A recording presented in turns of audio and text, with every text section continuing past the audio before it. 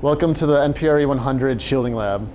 We're going to be investigating how different material and different thicknesses of material attenuate radiation. And to do this, we're going to be using this experimental setup. So we have a radiation detector, a series of collimators, and a radioactive source represented by this clear acrylic case.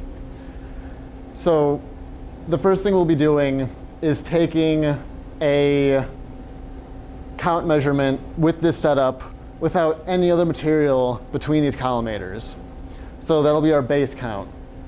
After we do that, we'll be adding more and more thicknesses of material. Here we have aluminum, and taking count rates and seeing how the count rate changes based on the material and the amount of material we have. So in each of these counts, we want a consistent time that we take the counts in. To do this, we use a counter timer. So how the counter timer works is displayed on the board. So the general formula for this is m times 10 to the n, and we get to choose the units, either 0.1 seconds or 1 minute. So if we wanted a 5-second count time, we would choose m to be 5 and n to be 1.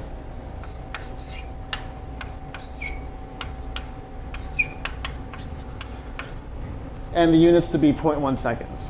So the formula would be 5 times 10 to the 1, 0.1 seconds, which would give us 5 seconds. If we wanted to change this to be 50 seconds, we would just change n to be 2.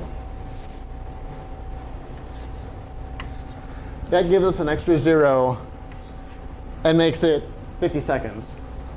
You'll have to ask your TA what exact count time you want based on the material and thickness of material used. That's generally how to use the formula. How we actually use this on the counter timer.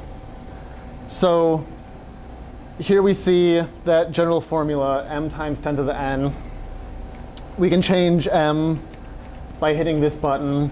We can change n by hitting this, and change the units by hitting this. So if we want to count for 5 seconds, like we saw on the board, we'll choose m to be 5 and n to be 1. So when we're ready, we'll hit count and see the counter starts increasing. We can look at the counter. Right now it's hooked up to a pulsar, so there's a constant amount of counts coming to the system. And we see it stopped at 300 at 5 seconds. So we've successfully counted this pulsar for 5 seconds. And you can see we can change between the time that this thing's running and the counts in the counter by pressing this button.